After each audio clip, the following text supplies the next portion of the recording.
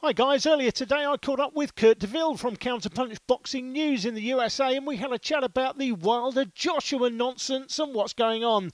The video call took place over Google Hangouts and the connection was not great, so apologies for the slight audio and video issues. Hopefully you'll get the gist of what we had to say.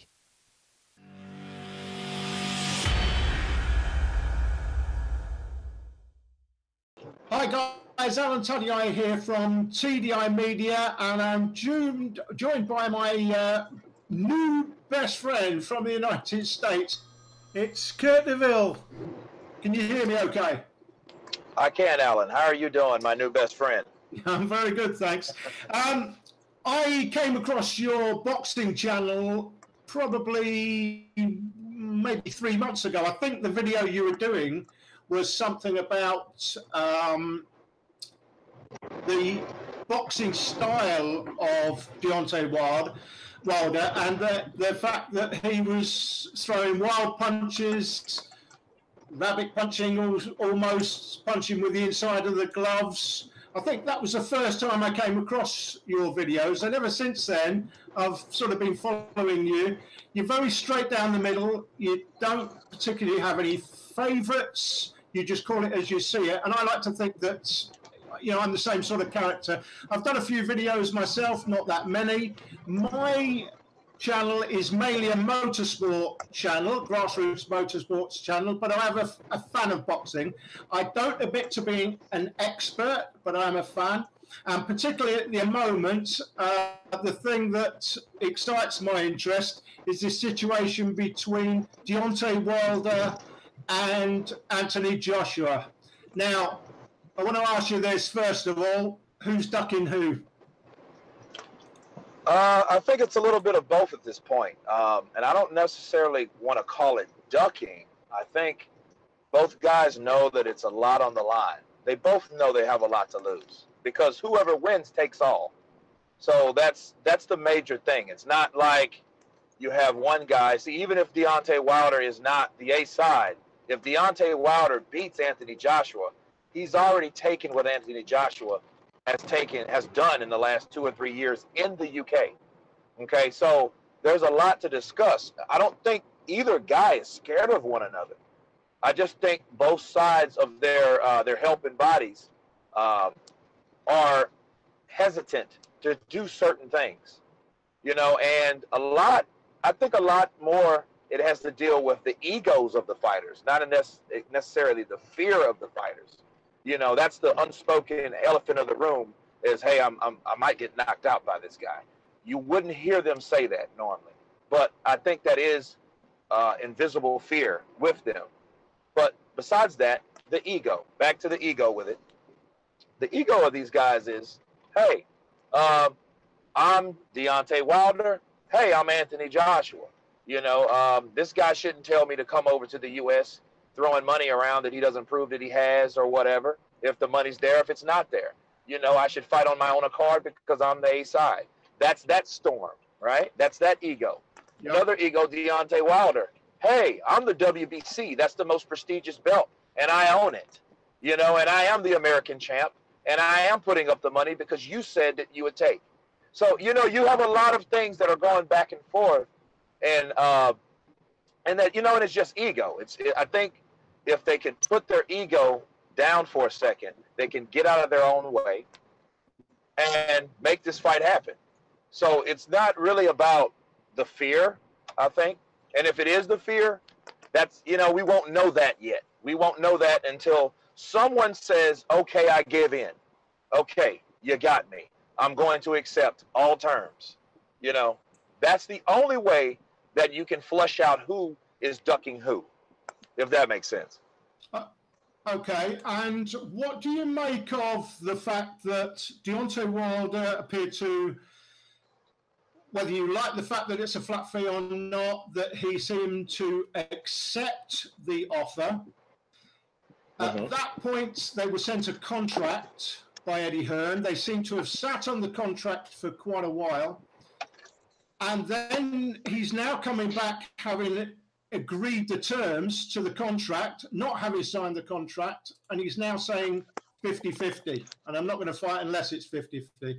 I don't see any way that Eddie Hearn or Anthony Joshua offers him 50-50. So what are you making of him saying that? Well, it's contradicting. You know, I've mentioned it in many videos. I've said about that. If you agree to all the terms, that's exactly what that means. If you want the fight, you haven't ever in your career made that amount of money. So the 2-fight deal that was offered to him, and he says, "Okay, I accept the terms." That means exactly that. You know, I mean, let's just cut the chase. If he wants to fight Anthony Joshua, he has to swallow the pride. He's not going to get the money that Anthony Joshua gets. The A side and the B side equation of things, that mostly deals with money. But in this case, it deals with more than money. It deals with belts, 3 belts compared to 1 belt, you know, and the opposition. Let's go there. The opposition. Okay. Anthony Joshua fought Klitschko. If you can remember a couple years ago, before Klitschko fought Tyson Fury, that deal was on the table for Deontay Wilder to fight Klitschko. His handlers weren't ready for him to get in that ring. So you got to look at it like this. Well, and he turned down $7 million to fight Klitschko. That would have been his biggest purse to date. Okay. So it's not like he was, you know, look, it's not like that he pretty much doesn't know what's at stake. He already had 30-plus fights at that time when he or his handlers turned down the Klitschko fight. Okay, so meanwhile, Anthony Joshua, he loses to Klitschko, loses to Tyson Fury. Then he wants to fight Tyson Fury. Tyson Fury, he drops out due to personal problems or whatever. But anyway, all said and done, Anthony Joshua ends up taking that risk that Deontay Wilder didn't take, and he was rewarded for it. He fought like hell. He had one hell of a fight fighting Klitschko for that. That was the fight of the year last year. I lost my voice looking at that fight. It was very exciting. Yeah.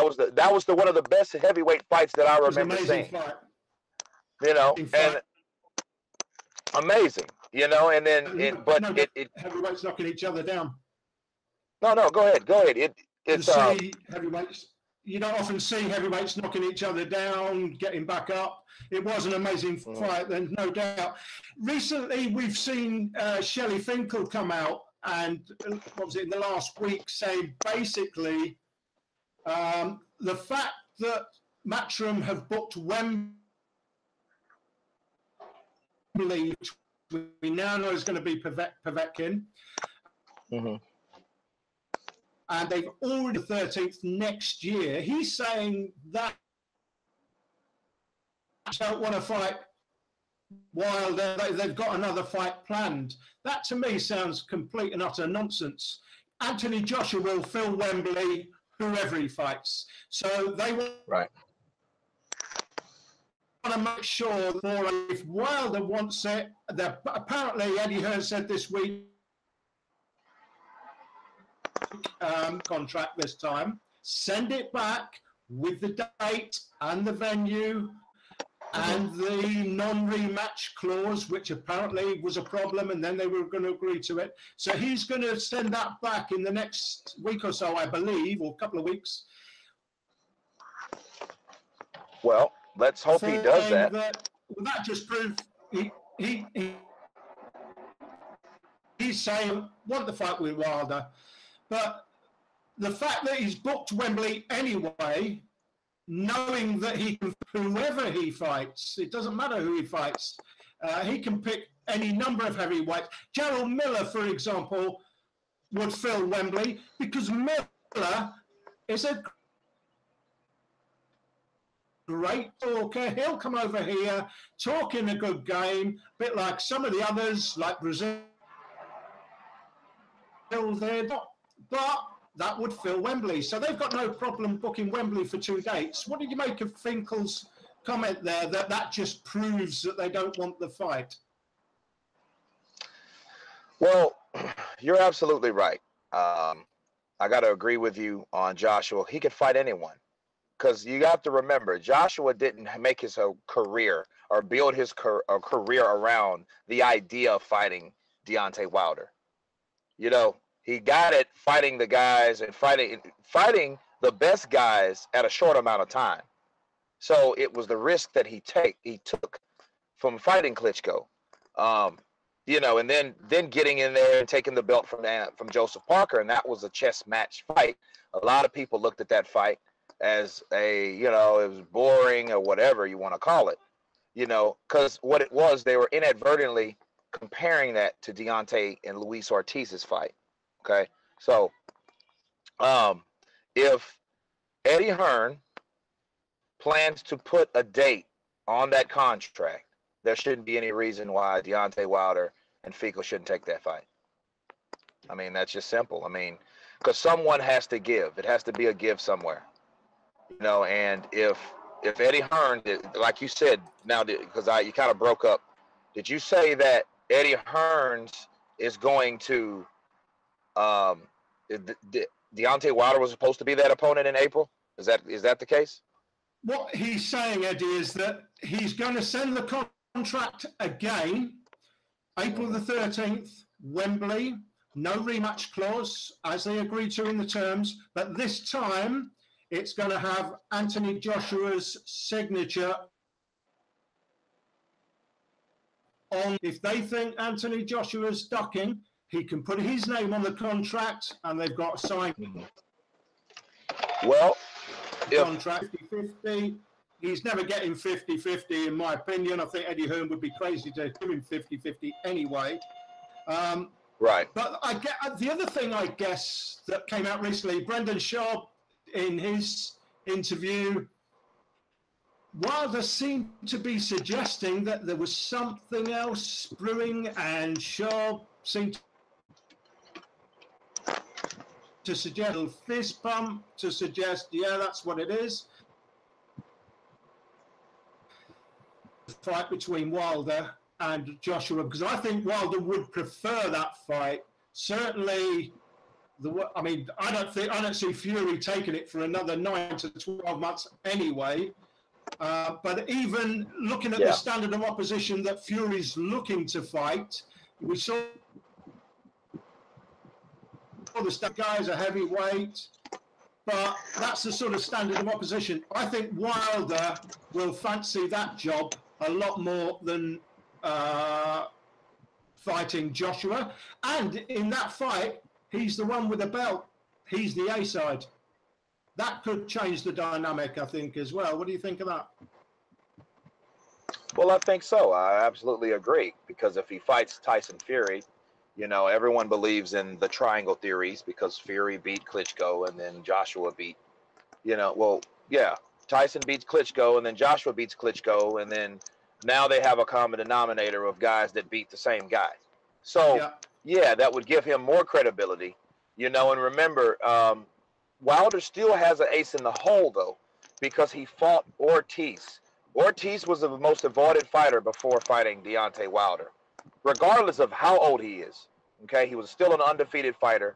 You know, his only stigma was the ped use. Okay, but other than that, he was an absolute unavoidable beast. So, Deontay Wilder has a win over that guy, which, if you can remember, Joshua and Hearn, they wanted to pay Luis not to fight him. You know, they want to pay him step-aside money, you know, because remember, Ortiz was the #1 contender to fight either the winner out of Klitschko and Joshua. Okay, so, So a lot of people, including myself, think Joshua avoided Ortiz. He ducked Ortiz. So Deontay Wilder then took that challenge. So a lot of people could say on both ends, well, Deontay Wilder, as we know, he avoided, or his handlers did not allow him to fight Klitschko. But then you could also say, well, Joshua and his handlers didn't allow him to fight Ortiz, or, you know, they didn't think that was a good idea for him to fight Ortiz. So, you know, you got two guys that avoided two different fighters. Okay, so Deontay Wilder still has a one-up on that, because he could say, hey, I beat the guy that you avoided. They could always do that. But if he fights Tyson Fury, a guy that also beat Klitschko, and then Joshua beats Klitschko, then he beats and knocks out Fury, you know, sure, he's going to have skeptics, but he's going to have another name on his belt. Because remember, Deontay Wilder is a guy that has all these knockouts, but who were these guys? Yeah, that's the question. So I agree. So you got to look at it like that. Yeah, I agree. There's no doubts that, I mean, if you look at this list of people that he's fought, it's not a great resume, really. There's Spelker, who was he in 24 at the time, and he gave him a lot of problems. There's a few fighters giving him some problems, but they weren't real top-ranked fighters. And as you say, Ortiz is now the best name of his resume. Let's bring this to an end. 2 fights then, potentially, for Deontay Wilder. Fury, Wilder, who wins that one? Let's assume Fury is... I don't think he's ever going to be back to his best. But let's assume he has another 2 or 3 fights. He loses 1.5 stones in weight. That's about 21 pounds in weight. That Fury against Wilder, who wins that fight? Well, if the fight ever gets made, mind you, it really depends on 2 things. First of all, like you said, what condition will Fury be in? Because we don't know how he's going to be when he steps back into the ring. And if it does happen, and Wilder goes in there and destroys him, then, you know, they can easily say, well, Fury wasn't ready. You know, that could be in it. You know, I would give it to Wilder because Wilder he's more consistent. Again, he's fought 40 people. So one thing you can say about Deontay Wilder, he has no ring rust. Okay, you know, he was injured that time after he fought Molina and he tore his bicep and hitting his hand, and I think his hand was due to him not hitting properly. You know, mind you. So, but he was out for a while. That was his only strength or stretch of inactivity. So that would be the play. That would be the key play. And I think this is the question you ask yourself too. Can Luis Ortiz punch harder than Tyson Fury? Yes. You know, because you know what I'm saying? Because he was able to take Luis Ortiz onslaught. He was hammered in that rope in the 7th round. He was in trouble. He was out on his feet. I think he was protected a little bit by the ref, you know, and he had help, basically. But he did survive. He did not go down. So you can't avoid that fact. So if Tyson Fury can't hurt Wilder, there's no resistance from Wilder, and Wilder runs right over him. And he, you know, of course, Wilder also has speed. And a lot of people need to really understand the speed category, and the speed is a big factor, and speed is power. You know, regardless of that big right hand, he can throw it fast like a cannon. You know, yeah, he gets wild with it, but if he hits you, either the temple, the jaw, somewhere upstairs that's cerebral, he will hurt you and render you unconscious. So, yeah, I don't think that Tyson Fury would beat Deontay Wilder in a fight. No. I think if Tyson Fury did win, it would be on a decision. I don't think, you know what I mean? And that would just be because Tyson Fury fought a perfect fight. You know, like he did with Klitschko. I would say this on that fight, and I think the same potentially for judgment, but certainly where Fury's concerned, for me, if Wilder wins, it's by knockout. If it goes the distance, Fury wins, because Fury is the better boxer. I've always said the boxer meets the brawler. I think Wilder is exactly that. The boxer wins. But, as you say, it depends the shape he's in. Let's say that April the 13th date is made at Wembley. Who wins? Right. Joshua or Wilder at Wembley. Oh, wow. Okay. Now we're talking about the fight prediction between these guys. It depends on, can Joshua nullify Wilder's right hand? Because if he can nullify Wilder's right hand, he can punch hard enough. He doesn't hit harder than Wilder, but he punches hard enough to hurt you. And he's not going to take you out with one shot, but what he will do, he will take you out with multiple combinations. So if he can take that one hand away from Deontay Wilder, he can beat him with a jab. You know, if he can do that. That's if he can do that, because Wilder's the kind of guy, he has a perfect name. He's wild.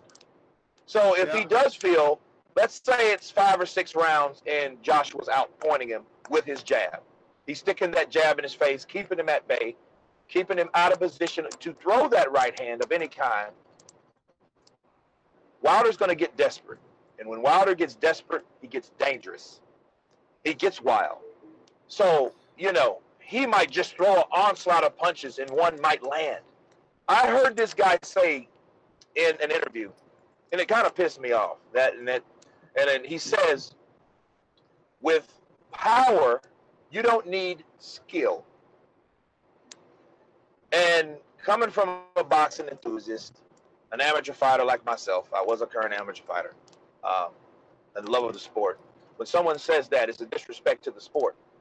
And I just scratched my head when he said that. I cringed, because it is about skill. It's not all about power. Power helps, but that's not going to save you, especially when you got someone else with power. That's the question mark with Joshua. Joshua has power also. He can hurt you also. And I think he hits harder than Ortiz. I think Ortiz is just more skilled, but Ortiz is older. So Joshua's the right age, the right size, the right height. This will to be a great fight. So I think the only person that can beat Wilder at this point is Joshua. So can Deontay Wilder beat Joshua? Yeah, if he can hit you. He can beat anyone if he can hit you, because he can knock out anyone. He just has this freakish God-giving power, you know. And he also has speed, and according to Luis Ortiz's punches, he can take a punch. So that's what makes him dangerous. A guy that won't go down, but can hit you and hurt you. You know, so we have to see what effect Joshua punches has on Wilder. Now, if they have a big effect, it's going to be a chess match, and don't be surprised if that's a very boring fight, because two guys know that they can hurt each other. So they're both reluctant, just like in the negotiations, right? On how they're, no, I'm going to do this. No, I'm not going to do this. You do that. Just like the negotiations, the fight might be the same way. So that's the way you look at it. It's a lot of ways you can look at that. But yeah, both guys have to be the guy. Yeah, I think personally, for Wilder to win, he has to knock out Joshua, because Joshua is certainly technically the much better boxer. He also has a lot of power. And I would say this, if he had Wilder in the state that Ortiz did in the 7th round, fight's over. I think he finishes him off. As you say, he was helped by the referee. I've actually had that on a stopwatch. It was something like 19.6 seconds. People go a little bit over the top sometimes. They say, oh, the referee, yeah, he did help him out. It was 19.6 seconds, which doesn't sound a long time, actually. But when you think there's a minute between rounds, and he's given a third of that time extra to recover, it certainly did help him. There's no doubt. I think Wilder to win has to knock him out. If he doesn't knock him out, I don't think he's got any chance. I think he gets beaten either on points, but I think actually Anthony Joshua will knock him out. But I agree with you. You know, I will say for people watching, I am an AJ fan. However, there is no doubt that Wilder possesses that big power. He is a bit of a wild swinging puncher. He lays a lot of he lays a lot of punches on, and he did one actually against Ortiz with the inside of the glove, and you hit someone here with this part of the glove. It's not padded. That's pretty much like hitting somebody with the bone of your arm on the side of the head, and that is certainly going to be a problem. But in the UK, I think Joshua and his team are going to be all over that. They're going to make sure that the referee is aware that watch for him rabbit punch him, watch him punch him with the inside of the glove. I've only ever seen one referee in one fight pull him up for it, but he was right to pull him up for it. He hit, if you watch the Ortiz fight back, there's certainly one punch where he does hit him with the inside of the flat of the glove, and that is a very dangerous punch. But I agree with you. If he lays that punch, we've already listen. Klitschko knocked him down. Wilder is at least as strong punching wise as Klitschko. If he lands, he can win. But my view is he has to land. He's got to land big. He's got to knock him out to win the fight. If he doesn't win the fight. I think it's going to be Joshua that wins it. I think you're right about that. I will agree 100%. With everything you said, because I want to add also in the Ortiz fight, not only did he hit him with the backhand of his glove, he hit him with rabbit punches, a lot of rabbit punches. Yeah. So the punch that hurt Ortiz was a legal punch, but the punches that he did, he threw him against the ropes. That was actually the first knockdown. It was a throw. Well, that wasn't the first knockdown. That was the beginning of the end, which was in the 10th. When he caught Ortiz, Ortiz tried to grab, and he slung Ortiz into the ropes. Well, that's technically a foul, but it's the referees. I've done many videos on referees and how they can dictate how a fight goes, okay? That fight could have went a totally different way. First of all, it could have been stopped in the 7th with the right referee. You know, like you said, Joshua's camp is going to be all over that. They won't allow those bad habits to be introduced or to happen in that fight. So he won't have that type of advantage like he did in the Ortiz fight. He won't be able to do any of that because, you know, and like you said, many, many, many times with Deontay Wilder, people should address him hitting behind the head. It's one thing to be wild, but you got to do it legally. Yep. And he wasn't doing it legally. So, so that's I pretty much think that if Deontay Wilder, and I you know what, and that might be another concern with Wilder. Wilder might be the person, he might not want to come to the UK because he knows he doesn't have that protection or doesn't have that home advantage, you know. And then let's say it does go to the cards and no one knocks anyone down, just like the Anthony Parker, you know, Joseph Parker fight. No one knocks anyone down as a chess match because you got two guys that, okay, I don't want to overcommit, you know, a punch. And then it's a chess match, jab for jab, you know, which I don't see that throughout the whole fight. I think somebody's going to, hey, let's do this. But let's see. And it goes it goes 12 rounds. You know, then going down a minimum. I hope so. I hope so, Alan, because that's the only way that we can end this whole rebuttal and keep it from being contentious. Because if it goes 12 rounds, think about that. Wilder has his fan base here. Of course, it's not as big as AJ's, but he does have a fan base. And that's a contentious argument. Hey, nah, he was in the UK. That's why Wilder didn't want to go to the UK because he knew he wouldn't get a fair shake, yada, yada, yada. So we don't need that to happen. We need somebody to get knocked out. Somebody has to go. And I've got to be honest. I would like to see a referee. There's plenty of good American referees straight down the middle. I think that would be fair to Wilder. He's coming to Wembley. Whether that will be the case or not, I don't know. Certainly, the referee we had in the Parker fight, weird. Right. I mean, the problem with referees like that, they don't seem to have the presence to deal with big heavyweight fights. They get overawed, and I think that guy was overawed. And I think he did swing towards Joshua. He was, you know, stopping them fight on the inside. People say, "Oh, well, that hurt Parker," but actually, I think Joshua was frustrated at times. He fights well on the inside, Joshua. But I would like to see an American referee for it, and then maybe neutral judges. But certainly an American referee. I wouldn't argue against that. I think if Wilder's coming over here, Joshua has the advantage. Let's have an American referee so that we don't have what you're describing there. You know, it goes sort of, you know, 60-40 one way, and then you've got, the Wilder fans saying, oh, well, it was robbed by the referee, so, well, if it's an American referee, they can't argue that, and there's plenty of really good referees, American referees, that I think would do a great job in that fight. I would agree. So would you have any recommendations of what referees you would like to see referee that fight? No, I don't think I'm that up on referees. I could probably look at them rather than name them, but there's certainly, you're probably more knowledgeable on that being out in the States. I'm pretty sure there would be referees that would be acceptable to both parties.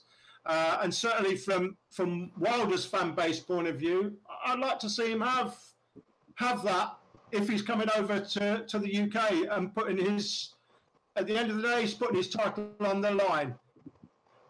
You know, listen, I'm up for 60-40. I think the 15 million, if Eddie Hearn pays him $1 more than 15 million, I think he's insane. He's already accepted. If you accept the contract, I would never go back to him with more money. That's just my personal view. But in terms of making it as fair as possible for Wilder to come here, put his belt on the line, that's what I'd like to see them give him. Whether he'll get that, I don't know. Well, I will say this. If you look at the gradual progression, you went from 12.5 then to 15. Yeah. You know, so, you know, but what you see, you're seeing someone gradually, well, then the additional 5 for the fight with possibly what, Dillian White or something like that. So that's 20.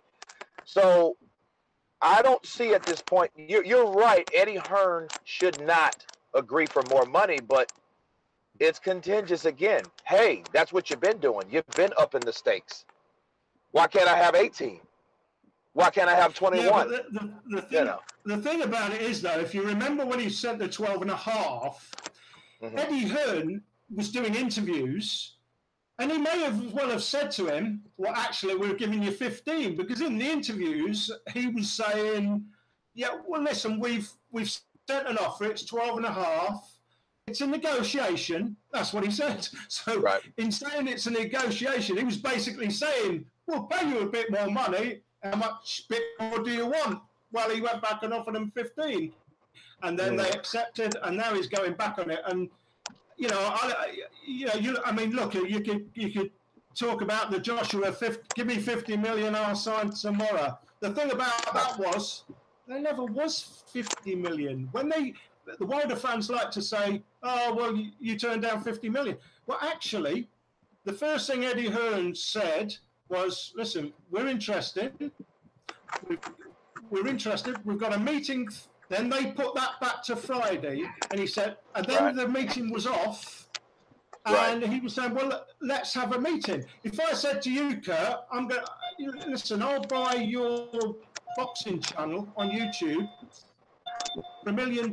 Right. Do you agree? The first thing you're going to say is, I would agree. Hey, yeah, I'd agree. Let's sit down and talk the terms, because my terms might be, I'll pay you $100 a month until I pay the $1 million off. Right. That's as stupid as it can be. Right. But if you're doing any $50 million business deal with anybody, as a minimum, you've got to sit down and talk to them, haven't you? And they never did that. So the 50 million was never on the table. They've gone back. They've upped it to 15 million. He's accepted. Now all of a sudden he's not accepted. Now he wants 50-50. If he's not 50-50, we're not fighting. Well, if he sticks in that position, which I don't think he will, the fight's never going to happen, because he's never getting 50. He's never going to get that amount of money. No, he's not getting 50 million. And, you know, and that it goes back to all the other BS that we've been through. You know, if you agree, take the fight, you know. And here's the deal. Here's the main thing. If, like you said, if you want to sell me, or I want to sell you for $1 million, we're going to sit down and talk about it. If it's serious. You know, then the last thing, well, like they said, no, you gotta accept it first. You know, Yeah. You have to accept this first before we sit down. Like that's crazy. He's asking what the terms of the 50 million. Yeah. Because if the terms are, we'll pay you $5 million a year for 10 years. I know I'm being a bit extreme, but you understand what I mean? There's in any $50 million business deal, you're going to sit down and you're going to agree the terms. Then a contract will be drawn up, and you both sides sign it. That was never a contract. Was never sent. They never had a meeting. So the 50 million was never 50 million. The 15 million he's accepted. What's your gut feeling? Do you think when he signs this contract and sends it back to Wilder's team for April the 13th, Wembley, $15 million, do you think he's going to sign? No. You don't? No. So when do you think the fight happens then, if it happens? Or do you think he's thinking Fury now? I think he may be thinking Fury because one thing also that I must mention, Deontay Wilder is an emotional guy. See, what he does, he goes on social media and he's taking this personal, if you can tell. He's taking this personal. So it could be 25 million. I think he would turn that down too. Simply because he doesn't like Eddie Hearn. You know, if you come down to it, okay, you offered you 12.5, you never had that. You called it slave wages. That was his words. Yeah. These are slave wages that you're giving me. And I don't see what the logic is behind that. I don't personally see, like, what is that? You know, I mean, I don't know. You know, I'm not going to even pretend to know. You know, I tried to, like, see someone else's perspective. Like, okay, you've only made $16 million net profit in your career out of all those fights. And I'm like, well, someone's offering you $12.5 million to take everything. This is for everything, Alan. This isn't just for, oh, man, I beat Anthony Joshua and he's undefeated. Yeah. No. You got 4 belts, all the belts. You're an American. Now HBO, hopefully they can get their shit together because HBO is suffering badly. Yeah. You know, and then when the Klitschko's dominated the heavyweight division in America went dark. It went dark. So nobody cared, you know, nobody talked about the heavyweights. Everybody talked about Pacquiao, Mayweather, De La Hoya, Vargas, Trinidad, Roy Jones. They didn't talk about heavyweights per se. So I don't know if he will accept it because I think I don't know. I don't know what it is, you know, but it would definitely tell, you could definitely convey someone's ducking. Like you could say, well, hey, you didn't sign the contract. Why not? Give me a good enough excuse to believe. Because make it believable. Because, you know, we will probably never know the real reason you never signed it. Well, maybe you're afraid to lose the contract because you're accustomed or you're satisfied with making $1.2 million, $2.1 million a fight. Maybe you're comfortable with that.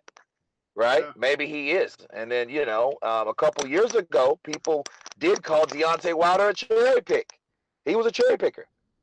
So, you know him, Danny Garcia, which at that time he was a light welterweight, but they were in the same boat. Are these guys cherry pickers? You know, because they pick these guys and they fight these guys that either you never heard of, and then when they get in the ring with them, you knew they had no chance anyway. You know, the only guy that does stick out, you mentioned, was Spilka. Spilka was a decent fighter. He was a decent fighter. And I got to give him credit. But he was losing that fight, too. And he looked bad, and he struggled against Spilka. You know? But I think the thing that hurt Spilka was he wasn't afraid of Deontay Wilder, and that was his downfall. Yeah. So, yeah, I mean, I think the interesting thing, Fury fancies fighting Wilder more than he fancies beating Joshua. He thinks he can beat him. I think from Wilder's point of view, he thinks he can knock Fury out easier than he can fight AJ out. And I think for that reason, we're going to see Fury fight Wilder before we see AJ fight Wilder. I think that's my view on what I think is going to happen. But anyway, listen, Kurt.